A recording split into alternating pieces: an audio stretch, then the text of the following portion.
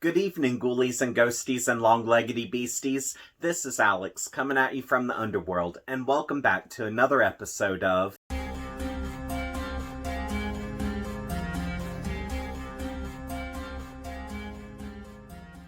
Before I get started, I would just like to say I'm sorry I didn't upload a video last weekend, but we were pretty stressed out with the winter storms that were going on, and even though we didn't lose lights, I know not everyone was as lucky. So if you're seeing this, just know I hope you and your loved ones are well, and I'm sending positive energy your way. But with all of that chaos from the storms aside and having to clean up everything after they were over, I thought now would be the perfect opportunity to tackle a challenge that I've wanted to do for quite some time, which is the Chocolate Book Tag Challenge. Now, this challenge in particular was one that I learned about when I went onto the booktuber channel called Mindy's Book Journey, and in her video she explained that this challenge was created by a Daydreamer's Rambling, which if you would like to follow either one of those awesome booktubers, I have links to their channels in the description section of this video. But I thought that this would be a fun challenge to do because foremost, I love chocolate and books. And since all I read is nothing but horror books, I thought that this challenge would really make me think about what book would go where. So now that we're caught up with everything, let's go in and get started with the challenge. Number 1, Dark Chocolate, a book that covers a dark topic.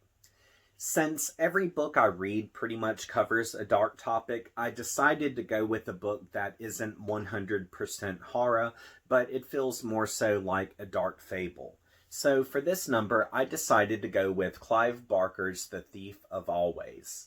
And this is one of Clive Barker's few books that's suitable for adults and young adults, so there's really nothing explicit in this. And for the most part, the book is very whimsical. However, it does take a hard left turn and it becomes very nightmarish before it ends.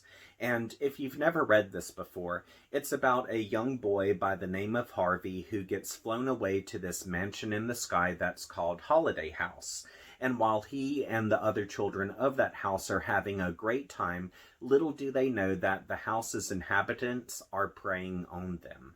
Number 2, White Chocolate, your favorite light-hearted or humorous read. For this number, I decided on the book The Gates by John Connolly, which this is a young adult book that is suitable to read in the month of October. And even though the subject matter is extremely grim as it focuses on the gates of hell busting open on Halloween night to start the apocalypse, there are actually quite a few instances that are laugh out loud. Also, it focuses on the importance of friends, even if those friends might seem unlikely. So, because of its lighthearted approach and its dry wit humor, I honestly believe that this book is perfect for this number. Number 3, Milk Chocolate, a book that has a lot of hype that you're dying to read. So, over the last few months, I have really wanted to read Mexican Gothic by Silvia Moreno Garcia. And at first, I honestly thought that this was a romance novel because of its cover, so I wasn't interested in reading it whatsoever. But when I started hearing people talk about how shocking and horrific the plot was, I decided to slam my money down and give this a try. Now, since I did that, I haven't read anything else about the book because I want to try to enter this as blindly as I can, and I don't want anything spoiled for me. Also, I don't want to become overhyped so that when I read this, it doesn't really live up to what I was expecting. So I do plan to read this soon, and I'm hoping to review this for Cinco de Mayo. Number 4, Chocolate with a Caramel Center. Name a book that made you feel all gooey in the middle while reading it. So this is an extremely dark book, but I couldn't think of any other title for this number, so I picked My Best Friend's Exorcism by Grady Hendrix.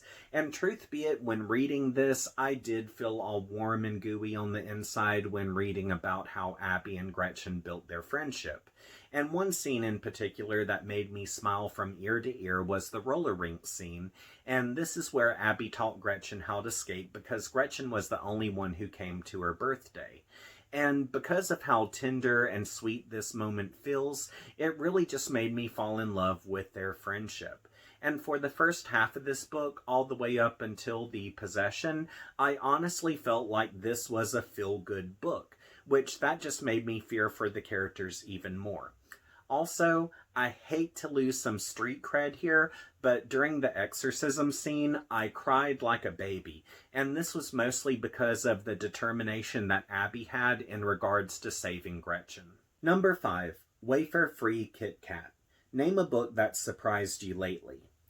So, out of the books that I've recently read, Revival by Stephen King absolutely blew my mind.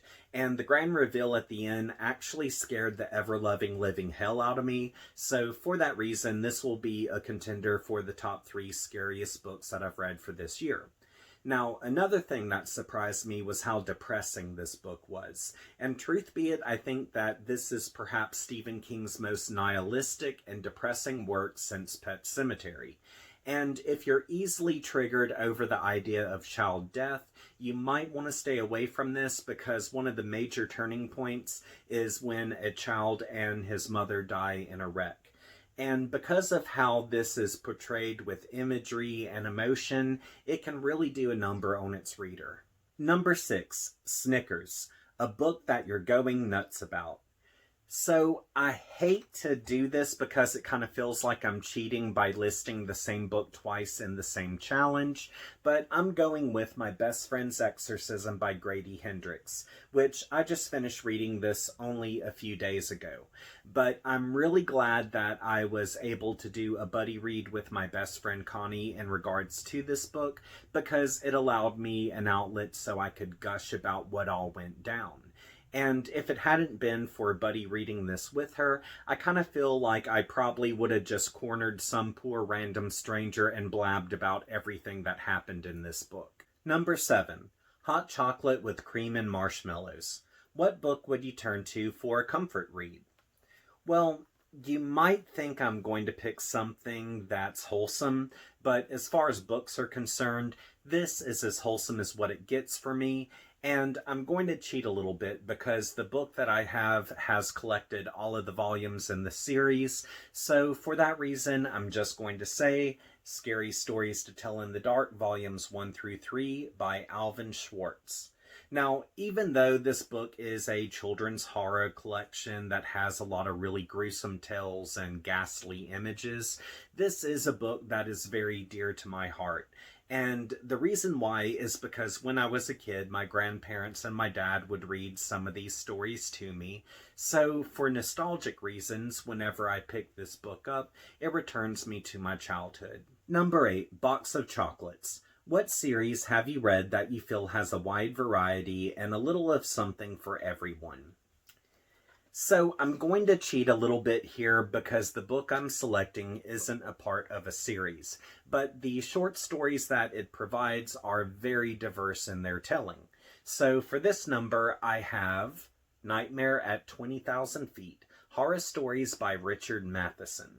Now, with the stories that are in this book, we have tales that are psychological and suspenseful versus other tales that are creature features and simply nothing more than the dark side of human nature.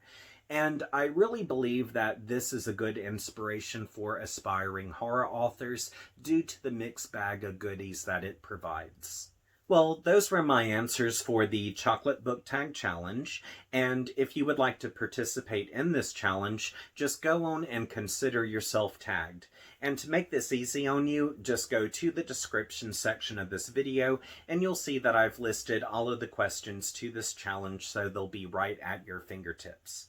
And with that said, it's now time to close out the video, which before I do, I would like to say thank you to Lisa G, as well as J.L. Mulvihill, which J.L. Mulvihill is a young adult fantasy steampunk author, and her books are available in print, ebook, and audio wherever books are sold. Also, I would like to say thank you to Melody Romeo, which Melody Romeo is a fantasy author as well as a historic fiction author, and her books are available in print and ebook wherever books are sold. Also, I would like to say thank you to my mom because she recently jumped on this bandwagon as well. So thank you, Mom. And if you're wondering why I'm giving a shout out to these wonderful people, it's because they've had the opportunity to contribute to my Patreon account. And if you would like to contribute as well, just go to the description section of this video and you'll see that I have a link available for my Patreon. And for $5 a month, I'll give you a shout out at the end of my videos, which if you're a creator and would like to have a profession tied to your name, just let me know. And for $10 a month, I'll still give you that shout out, but at the beginning of every month, I'll also send you over one of my photos, which I do creepy photography on the side. So once you receive that, you can print it off, do whatever you like. And if you're able to do this, that's awesome. If not, no sweat. I just hope you return to this channel so we can continue to have a good time. And if you would like to hunt me down on social media, links to my Facebook, Twitter, Instagram, and TikTok are all available in the description section of this video. And if you have yet to subscribe, be sure to subscribe and click that notifications bell because I have more videos coming in the near future. So until we see each other again, I hope you have a great week and sweet nightmares.